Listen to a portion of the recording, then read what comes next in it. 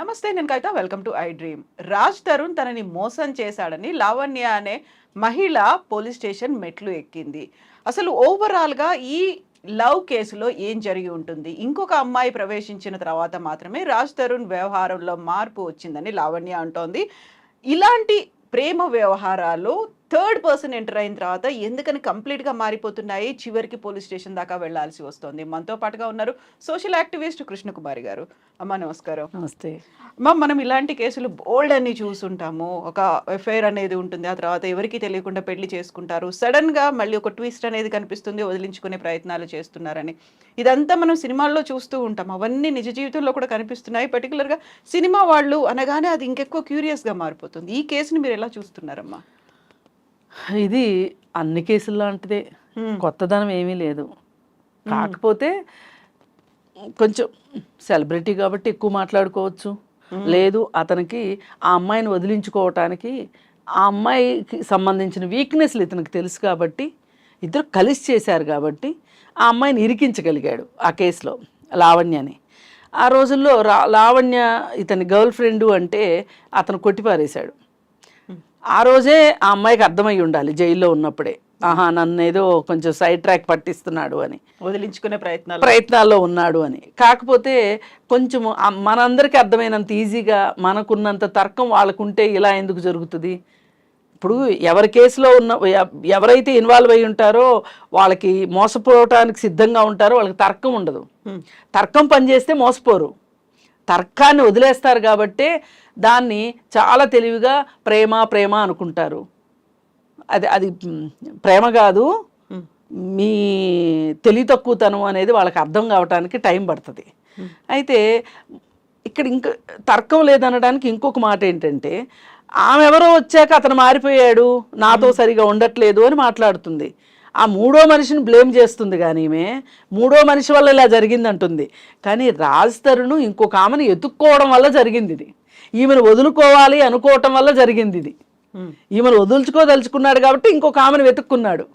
కానీ ఈమెమనుకుంటుంది, ఆవిడేదో తెలివిగా ఇతని జీవితంలో ప్రవేశించినందువల్ల ఇతని మనసేదో మారిపోయి తనకు అన్యాయం చేశాడని మాట్లాడుతుంది ఈ అమ్మాయి. ఇదే తర్కం లేకపోవడం అంటే. ప్రతి చోట ఆడవాళ్ళు మోసపోయేది ఈ ఏరియాలోనే మోసపోతారు వీళ్ళు. ప్రేమ అనుకోగానే ఆ బ్రెయిన్లో తర్కం మాయమైపోతుంది, వాస్తవికత మాయమైపోతుంది, అన్నీ మాయమైపోతాయి. అంటే నేను ప్రేమించినవాడు నన్ను మోసం చేయడు అనేటువంటి ఒక గుడ్డి నమ్మకం ఉంటుంది కదా, అదే నమ్మకం మీరు అన్నటువంటి తర్కం లాజిక్ని ఓవర్లాప్ చేసేస్తుంది. కాకపోతే ఈ సృష్టి మొత్తంలో ఒక మనిషి మాత్రమే ఇంకొక మనిషిని మోసం చేయగలుగుతాడు. ఎక్కడ ఏ జంతుజాలాల్లో కావచ్చు, ప్రకృతిలో ఏ ప్రాణి కూడా తన సాటి ప్రాణిని మోసం చేసేది. ఇప్పుడు ఏదో నక్కల గురించి వేట్ల గురించి చెప్తారు, కానీ అక్కడ కూడా ఇంత ఉంటుందని నేను అనుకోను. అవును కదమ్మా, పశువుల కంటే హీనంగా అని అంటారు. పశువులు అలా చేస్తున్నాయా? చెయ్యవు. ఒకవేళ చేస్తే కూడా ఆ పూట తిండి కోసం చేస్తాయేమో, కానీ ఒక ప్రేమించిన జంతువుని వదులుచుకోవడానికి ఇంకొక జంతువుని వెతుక్కోవడం కోసం వెతుక్కున్న తర్వాత ఈ జంతువు వదిలించుకోవడం, ఇది ఇంత లాజిక్ వాటికి ఉండదు. ఇంత బ్రెయిన్ వాటికి పనిచేస్తే అసలు మన ఎందుకు ఉండేస్తాయి కదా? మనకంటే అవి మోర్ పవర్ఫుల్. మరి అవి మనం ఉండేవాళ్ళమే కాదు అసలు. ఈ సృష్టి అంతా రాకాశ బల్లులతోనో లేకపోతే ఇంకోటితోనో నిండిపోయి ఉండేది. అందుకని ఏంటంటే వీళ్ళని జంతువులతో కూడా పోల్చకూడదు. ఇట్లాంటి వాళ్ళని ఇంత మోసం చెయ్యాలి అనే ఒక ఉద్దేశం ఉన్న వాళ్ళని కొన్ని రోజులు వాళ్ళతో ప్రయాణం చేసి వాళ్ళకు ఒక నమ్మకాన్ని కలిగించి మంచికి చెడుకి వాళ్ళని వాడుకుని వాళ్ళతోటి సహజీవనం చేసి ఒకే ఇంట్లో ఉండి ఒక ఆశని ఒక నమ్మకాన్ని కలిగించి వాళ్ళని అవసరం తీరిపోయిన తర్వాత వదిలించుకోవడం చూసారా? ఆ వదిలించుకోవడంలో కూడా ఎంత దారుణంగా వదిలించుకోవడం అంటే, ఆ అమ్మాయిని డ్రగ్స్ కేసులో ఇరికిచ్చి ఆ అమ్మాయిని వదిలించుకుని ఈలోపు ఆమె జైలుకి వెళ్ళి వచ్చే లోపే ఇంకొక ఆమెతో సెటిల్ అయిపోవడం, ఇంటికి రాకపోవటం, ఇవన్నీ కూడా ఏది ఏమైనప్పటికీ మరొకసారి ఇంకొక మగవాడి బుద్ధి బయటపడింది. అంటే ఇలా చేసే అమ్మాయిలు లేరని కాదు, ఇప్పుడు టాపిక్ ఇక్కడ వచ్చింది కాబట్టి మనం మగబుద్ధి గురించి మాట్లాడుకుంటున్నాము. అందుకని ఇలా చేసే అమ్మాయిలు కూడా ఉన్నారు, మనం ఏమి వన్ సైడెడ్గా మాట్లాడక్కర్లేదు. ఈమె ఈ లావణ్య అనే అమ్మాయి మరి ఇంకా ఆమె తత్వం బోధపడాలి. కానీ చట్టం పట్టుకుని ఆ అమ్మాయి చట్టంతో పోరాటం చేయగలిగితే గనక న్యాయం ఎప్పటికైనా ఆ అమ్మాయిదే. ఎందుకంటే చట్టం ఏం చెప్తుంది అంటే, ఇప్పుడు ఇవన్నీ మనం మామూలుగా మాట్లాడుకునే ఎందుకంటే ఇలాంటివన్నీ గతంలో జరిగాయి, ఇప్పుడు జరుగుతున్నాయి, భవిష్యత్తులో కూడా ఉంటాయి ఇలాంటి. కానీ చట్టం ఏం చెప్తుంది అంటే, ఇప్పుడు విత్ కన్సెంటా వితౌట్ కన్సెంటా అనేది సంబంధం లేదు. ఆమె కన్సెంట్ ఉన్నప్పటికీ కూడా ఆమె ఎందుకు కన్సెంట్ ఇచ్చింది అనేది పాయింట్ ఇక్కడ. ఆమె ఎందుకు ఇచ్చింది కన్సెంట్? మీ ఇద్దరు కలిసి సహజీవనం చేయటానికి, ఒక ఇంట్లో ఉండటానికి, పెళ్లి చేసుకుంటాను అని నువ్వు చెప్పావు కాబట్టి ఆమె కన్సెంట్ ఇచ్చింది. ఇప్పుడు చాలామంది కన్వీనియంట్గా ఏం మాట్లాడుతున్నారంటే, కొంచెం 4 మాటలు వచ్చు కదా అని. ఆమె ఇష్టంతోనే కదా అతనితో ఉన్నది, ఇష్టంతోనే ఉంది. ఇష్టం లేదని ఎవరు అనట్లే. ఇష్టం లేకుండా ఎవరు ఉంటారు? ఎవరు ఫోర్స్ చేయలేరు. చిన్న పిల్లలను కూడా మనం ఇష్టం లేకుండా ఏ పని చేయించలేకపోతున్నాం. అన్నం తినిపించలేము. మరి ఇష్టంతోనే. ఆమెకు ఆ ఇష్టం ఎందుకు కలిగింది, ఆమెకు ఆ ఇష్టం కలగడానికి అతను ఏం చెప్పాడు అనేది పాయింట్. చట్టం ఇక్కడే గట్టిగా పట్టుకున్నది. ఆమె కన్సెంట్ ఉందా లేదా అనేది పాయింట్ కాదు. నువ్వు ఏం చెప్పి ఆమెను కన్సెంట్లోకి తెచ్చుకున్నావు అనేది పాయింట్.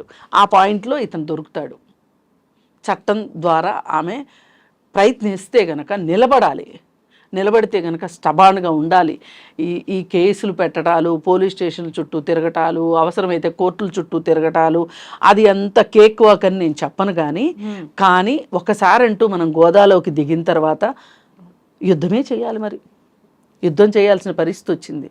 ఈవేళ ఒక రకంగా వేరే ప్రాంతాల నుంచి అవకాశాలు చాలా ఉన్నాయని ఈ కాస్మోపాలిటన్ నగరాల్లోకి ఆడపిల్లలు వచ్చేసి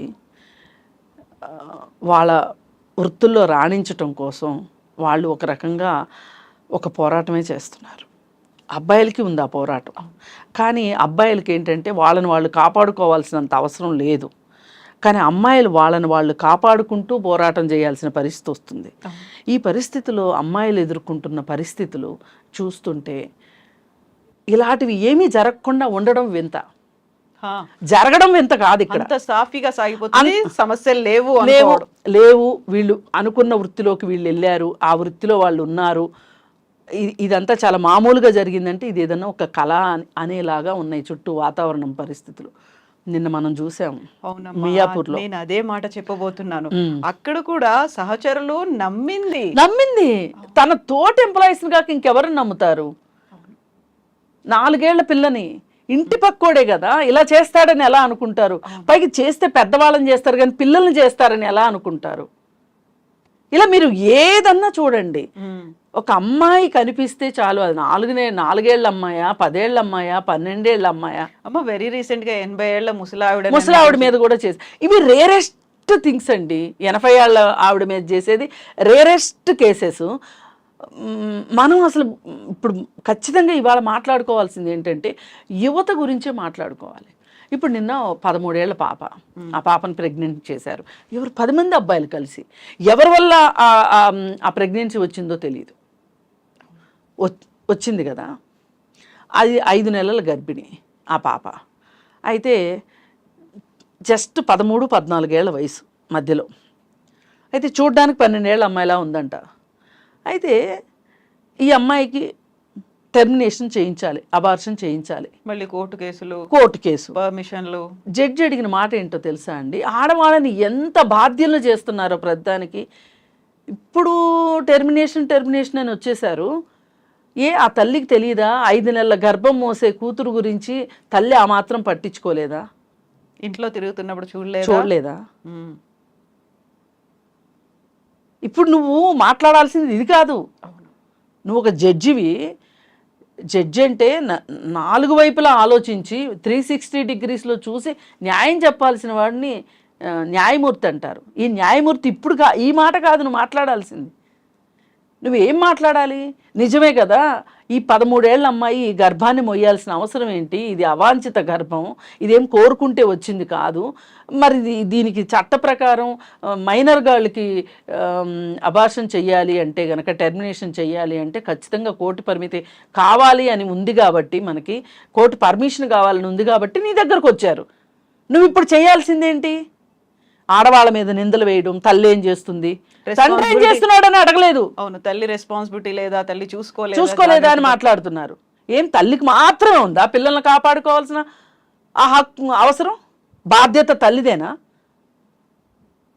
ఇలా సమాజం ఇలా ఉండబట్టే ఇవాళ ఆడపిల్లల పరిస్థితి మరింత ప్రశ్నార్థకం అవుతుంది సమాజంలో.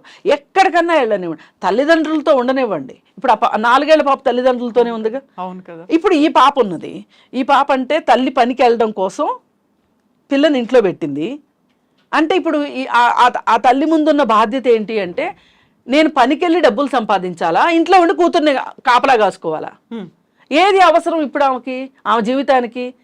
మరి అసలు ఆ భర్త అనే క్యారెక్టర్ ఎక్కడ కనిపించట్లేదు. ఇదండి పరిస్థితి.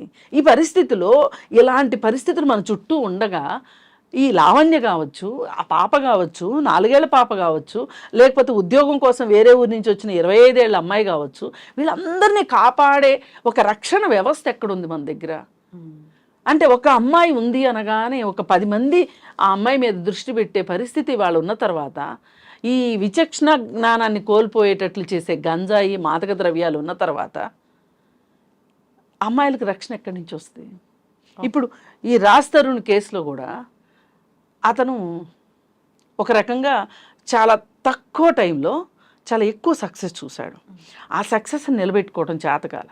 ఇప్పుడు చాలామంది అండి, చిరంజీవి గారు ఉన్నారు, చాలా కష్టాలు పడి సక్సెస్ని చూశాడు. ఆయన చాలా జాగ్రత్తగా అడుగులో అడుగు వేసుకుంటూ ముందుకెళ్ళాడు. ఈ రోజుకి సక్సెస్ఫుల్గా నిలబడ్డాడు. సక్సెస్ని కష్టపడితేనే సక్సెస్ వస్తుంది. కష్టపడకుండా సక్సెస్ వచ్చిందని నేను అన్న రాజ్ తరుణ్ని, వచ్చింది, దాన్ని నిలబెట్టుకోవడం చేతకాల. కెరీర్ అదే కంటిన్యూ అవ్వాలనుకుంటే ఎలా ఉండాలి? అతనికి దొరికిన మేనేజర్ అట్లాంటోడు. ఆ మేనేజర్ కూడా దీంట్లోనే ఉన్నాడు, డ్రగ్స్ దీంట్లో ఉన్నాడు. అతని పేరు చాలాసార్లు ప్రస్తావనకు వచ్చింది. మరి ఇలా ఉన్నప్పుడు ఆ అబ్బాయికి గాడ్ ఫాదర్లు లేరు. రాజ్ తరుణ్కి కొన్ని సినిమాలు ఫట్ అన్నాయి, దాంతో ఒక డిప్రెషన్కి లోనయ్యాడో ఏమయ్యాడో, మాదక ద్రవ్యాలకు అలవాటు పడినట్లు అర్థమైపోతుంది క్లియర్ కట్గా. ఈలోపు లావణ్య, ఆయనకి ఏంటంటే ఈ లావణ్య కాకుండా ఇంకో ఆమె చెప్తే అయితే సినిమా హీరోయిన్ అని, ఆ సినిమా హీరోయిన్తో ఉంటే ఏమన్నా అవకాశాలు వస్తాయని ఆలోచించాడు. తన కెరీర్ని ఆ విధంగా బిల్డప్ చేసుకోవాలనుకున్నాడు. ఇంకా చూడాల్సిన లోతులు ఏమీ లేవు లావణ్యలో అనుకున్నాడు. లావణ్య అవసరం లేదు అనుకున్నాడు. ఇక్కడ ఆలోచించాల్సింది ఏంటంటే, ఇది ఒక ల్యాండ్ మార్క్ ఇష్యూని చేయాలి అని అనుకుంటే గనక, మనం న్యాయం కావాలి సినిమా ఉంది, పాత రోజుల్లో చిరంజీవి, రాధిక చాలా పోరాటమే చేయాల్సి వచ్చింది ఆ సినిమాలో రాధిక. రియల్ లైఫ్లో అలాంటి అమ్మాయి కనుక పోరాటం చెయ్యాలి అని కనుక ముందుకు వస్తే ఫస్ట్ మాట్లాడే మాట ఏంటంటే, ఇప్పటికి చేసింది చాలు, నోరు మూసుకుని ఇంట్లో కూర్చో, ఇంత రచ్చ చేసావు చాలు, ఇంటి పరువు బజారుకి ఎక్కింది చాలు. ఈ మాటలే ఇలా చెయ్యాలనుకునే మగవాళ్ళకి ఊతాన్ని ఇస్తున్నాయి. అంటే మన ఏం చేయలేరు. 4 రోజులు అరుస్తారు, 5 రోజులు అరుస్తారు గాయమని, 6వ రోజు మామూలే. వాళ్ళ పనిలో వాళ్ళు పడిపోతారు, మన పనిలో మనం పడిపోతాం. మనకు రూట్ క్లియర్ అయిపోతుంది. ఆ తర్వాత ఇంకో కేసు ఏదో వస్తుంది, అందరి దృష్టి అటు డైవర్ట్ అయిపోతుంది, దీని గురించి పట్టించుకుని సింపుల్గా అయిపోతుంది. ఈ లావణ్య ఏమైపోతుందో తెలియదు. అలా కాకుండా ఇవాళ నిలబడాలి అని అనుకుంటే గనక లావణ్య నిలబడి ఈ కేసును కొట్లాడాలి, నలుగురికి అర్థం కావాలి. ఇలా చేస్తున్న అప్కమింగ్ హీరోస్ మనం కర్ణాకర్ణిగా వింటున్నాం, కానీ బయటికి రాందే మనము మాట్లాడలేము. మనమేమి గాసిప్పులు మాట్లాడడానికి కూర్చోలే ఇక్కడ. ఈ కేసులో ఈ అమ్మాయి పరిస్థితి ఏంటి, ఈ అమ్మాయి రేపు ఈ అమ్మాయి జీవితం ఏంటి అనేది మనం ఆలోచించడానికి కూర్చున్నాం ఇక్కడ. ఇంతకుముందు ఒక అమ్మాయి గాయత్రి అనుకుంటా, ఒక అమ్మాయి సూసైడ్ చేసుకుంది. సూసైడ్ చేసుకుందని అందరూ అన్నారు, కానీ అది హత్య ఏమో అనిపించేలాగా ఉంది. అష్టాచమ్మ సినిమాలో సెకండ్ హీరోయిన్ భార్గవి చనిపోయింది. ఈ అమ్మాయికి ఎక్కడో అలాంటి ఆలోచన రాకపోవటంతో ఇవాళ బయటకు వచ్చి మాట్లాడుతుంది. ఇలా తనువులు చాలించుకునే తల్లులు ఎంతమందో, తల్లులు అనకూడదు వాళ్ళని, చిన్నారులు ఒక రకంగా, అమ్మాయిలు, యువతులు. అమ్మా ఇప్పుడు ఇన్ని ఇన్సిడెంట్స్ మనం మాట్లాడుకున్నాం నిన్నటిగా, ఉద్యోగి ఇన్సిడెంట్, 4 years గర్ల్ ఇన్సిడెంట్, 13 ఏళ్ళ అమ్మాయి ఇన్సిడెంట్, ఇప్పుడు లావణ్య, ఇలాంటివన్నీ కూడా మనకు తెలిసిన వాళ్ళని నమ్ముతున్నాము, లేకుంటే మనం ప్రేమించిన వాళ్ళు అనుకుంటున్నాము, లేకుంటే మా రిలేటివే, మా మామయ్యో తాతయ్యో అని అనుకుంటున్నాం. ప్రతి దాంట్లో వల్నరబుల్గా నిలుస్తోంది ఆ అమ్మాయి మాత్రమే, చిన్నపిల్ల మాత్రమే, నిస్సహాయ స్థితి. ఇప్పుడు మనకున్న కేసుల వివరాలన్నీ తీసుకుంటే కూడా ఈ 4 కాకుండా తెలిసిన వారి ద్వారానే జరుగుతుంది. ఎక్కడో అర్ధరాత్రి ఇంటికి వెళ్తుంటే టకామని పట్టేసుకొని చేసింది కాదు ఇదేది. అందరూ ఇక్కడ జరిగిన వాళ్ళందరూ నమ్మకం ఇచ్చిన వాళ్ళే. ఈ నమ్మకం ఇచ్చిన వాళ్ళు ఎందుకు ఇంత నమ్మకాన్ని ఒమ్ము చేస్తున్నారు అంటే వాళ్ళకి ఒకటే, ఇవాళ టెక్నాలజీ వల్ల కావచ్చు, క్షీణిస్తున్న విలువలు అని అయితే నేను అనను. ఎందుకంటే విలువలు బాగా ఉన్న రోజులు కూడా ఇలాంటివి జరిగాయి, ఆలోచనలు. కానీ ఇవాళ ఆ అదుపు లేని ఆలోచనల్ని ప్రేరేపిస్తున్న సంస్కృతి అనే అందాం. అది సినిమాలు కావచ్చు. కాలేజీ పిల్లలు చెడిపోతున్నారంటే కాలేజీ పిల్లలకి ఏదైతే చూపించకూడదో అదే చూపించే సినిమాలు వస్తున్నాయి. ఇప్పుడు ఖరీదైన కాలేజీల పేర్లు, ఆటల పేర్లు, వీటి పేర్లు పెట్టడం మోటైపోయి ఒక స్పెషల్గా తీసుకెళ్దామని గవర్నమెంట్ ప్రభుత్వ జూనియర్ కళాశాల అని ఒక సినిమా వచ్చింది. జూనియర్ కళాశాలలో ఎవరుంటారు? ఇంటర్మీడియట్ పిల్లలు ఉంటారు. ఇంటర్మీడియట్ అంటే ఏం చదువు, వాళ్ళ వయసు ఎంత ఉంటుంది? 16, 17, 18. ఈ 3 సంవత్సరాల మధ్యలోనే కదా ఉంటారు, 16, 17, 18. ఇప్పుడు గవర్నమెంట్ కాలేజీలో చేరే సామాజిక వర్గం ఎవరై ఉంటారు? అట్టడుగు వర్గాల వాళ్ళు. ఇక వాళ్ళని కూడా వదలరా మీరు? ఎందుకు వెళ్తున్నారు వాళ్ళు కాలేజీకి? చదువుకోవటానికి కదా. అందులో కూడా లవ్ స్టోరీలు పెట్టేసేసి ఒకప్పుడు చిత్రం సినిమా వచ్చింది అట్లా, సీతాకోకచిలుక ఒకప్పుడు. కాకపోతే పాత వాళ్ళు ఏం చేసేవాళ్ళు అంటే దానికి ఏవో కొన్ని సంగీత విలువలు జోడించి కాస్త సుగంధాలు పరిచేవాళ్ళు. అసలు విషయం పక్కకి వెళ్ళిపోయి ఈ సుగంధాలు పీల్చుకుంటూ కూర్చునేవాళ్ళు మనుషులు. ఇప్పుడు డైరెక్టర్లకు ఆ సుగంధాలు చల్లటం కూడా రావట్లేదు కాబట్టి చాలా రాగా తీస్తున్నారు.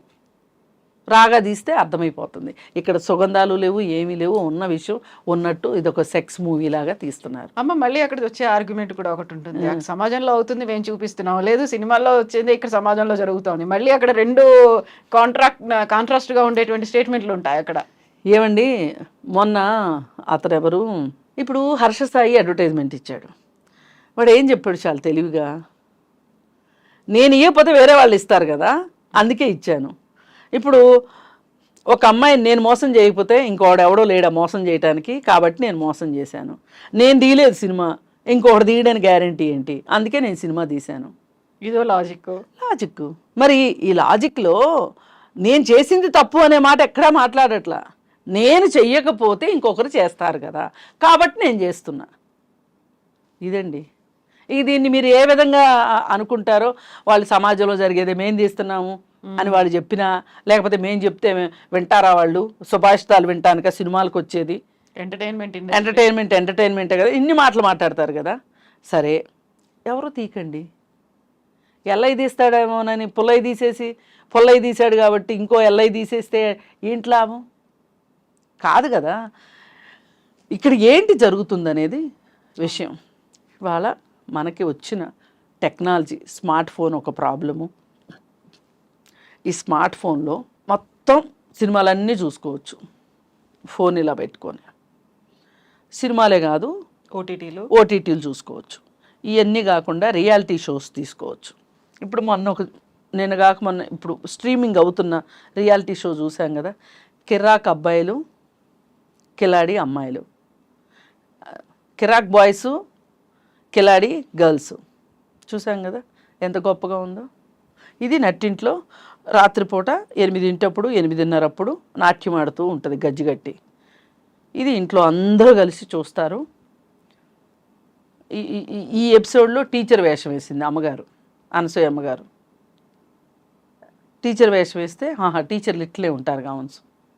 అదేమంటే అదేదో సినిమాలో సుష్మితా సేన్ చీర కట్టలేదా, అలాంటి చీరే కదా దీపిక పడుకునే కట్టలేదా, అలాంటి చీరే కదా నేను కట్టేది. సినిమాలో చేస్తే తప్పు లేదు, నేను చేస్తే తప్ప. సినిమాలకి రియాలిటీ షోస్కి ఉన్న ఇబ్బంది ఏంటి అంటే, రెండింటికి ఉన్న తేడా ఏంటి అంటే, సినిమా మన ఇష్టమైతే సినిమా హాల్కి వెళ్తాం, రియాలిటీ షో నీకు ఇష్టం ఉన్నా ఇష్టం లేకపోయినా మన ఇంట్లో వచ్చేస్తుంది. మరి చూడకుండా ఉండొచ్చుగా అంటారు సింపుల్గా. మీరు చేయకుండా ఉండొచ్చుగా. మీరు చేసేది దేనికోసం? రెమ్యూనరేషనే కదా. ఇలాంటి రెమ్యూనరేషన్ అవసరమా మీకు? ఇందులో ఏం కళా విలువలు ఉన్నాయి? కళా పోషణ ఏముంది? కళామ తల్లి అయితే లేదుగా. ఇదే కళామ తల్లి, ఇదే కళా పోషణ, ఇదే కళాత్మక విలువలు అంటే నేనేం మాట్లాడను.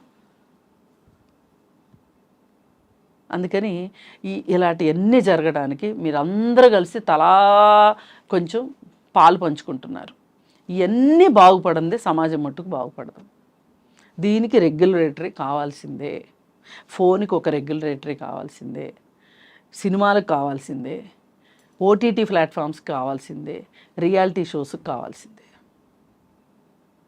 అండ్ మోరోవర్ మహిళలు, అమ్మాయిలు వాళ్ళంతా వాళ్ళు ఎలా స్ట్రెంగ్తన్ చేసుకుంటారో, ఇలా లొంగిపోకుండానో లేకుంటే నమ్మి మోసపోకుండా ఉండాలి అంటే వాళ్ళు తీసుకోవాల్సినటువంటి జాగ్రత్తలు ఏంటి? దాని మీద కూడా ఫోకస్ పెట్టాలి కదా.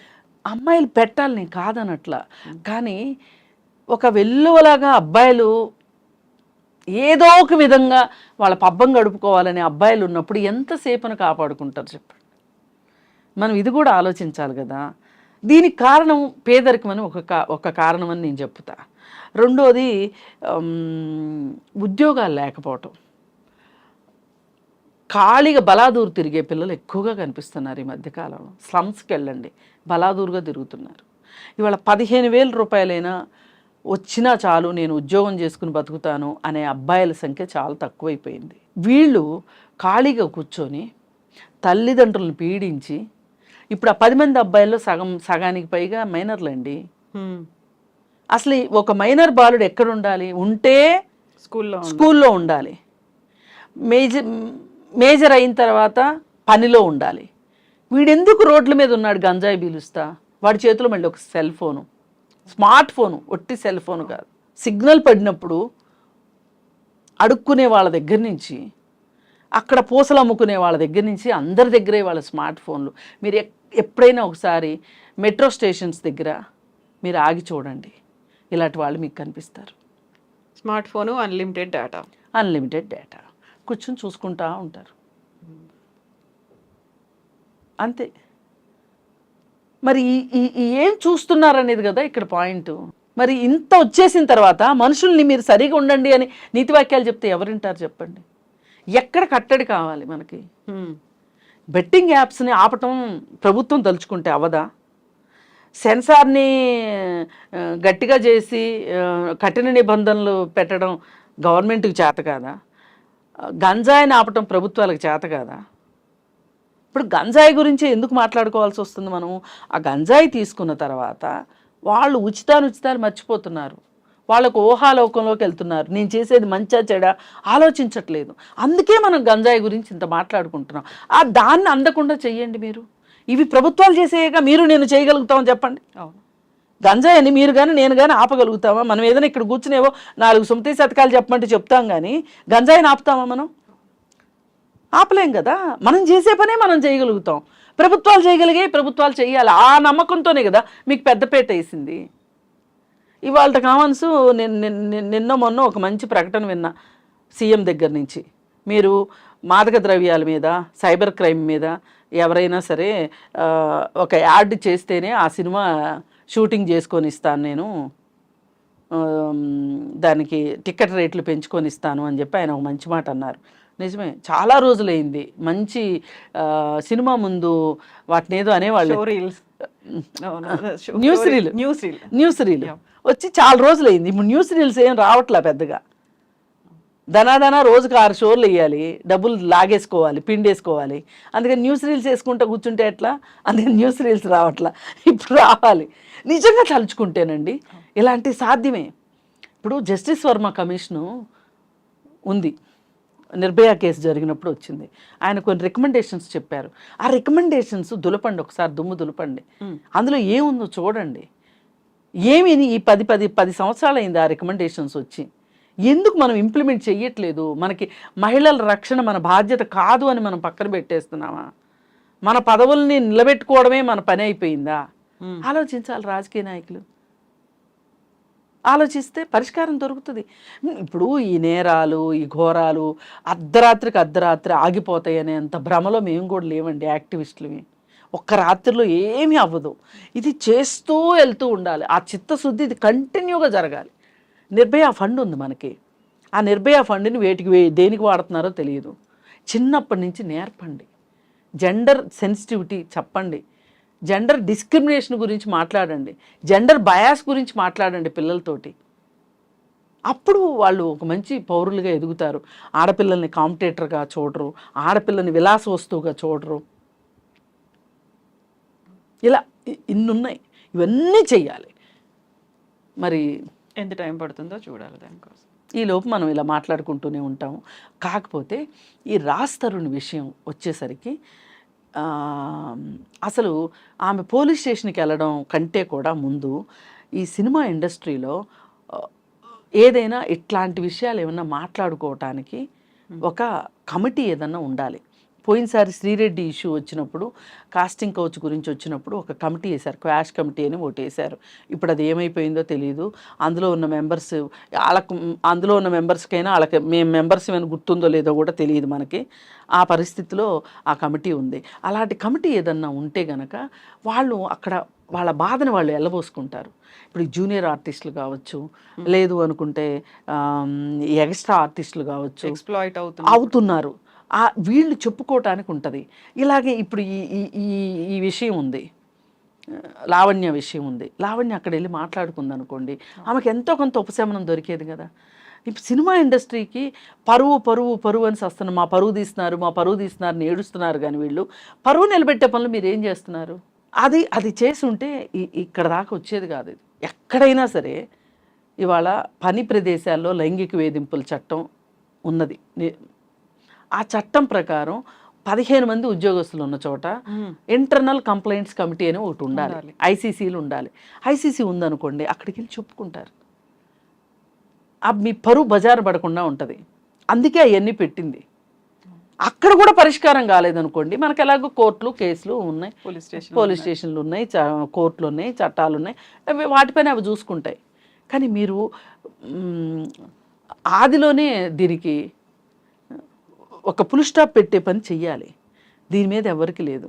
ఎంతసేపు మేము సినిమా తీసాము, ఎన్ని వందల కోట్ల బడ్జెట్లు, ఎంత కలెక్షన్స్, ఎన్ని రికార్డ్స్ బ్రేక్ చేసింది. హీరోయిన్ రెమ్యునరేషన్ గురించి ఎప్పుడు మాట్లాడరు. హీరో రెమ్యునరేషన్ ఎంత? హీరోయిన్ పెంచితే మాత్రం అది టాక్ అవుతుంది.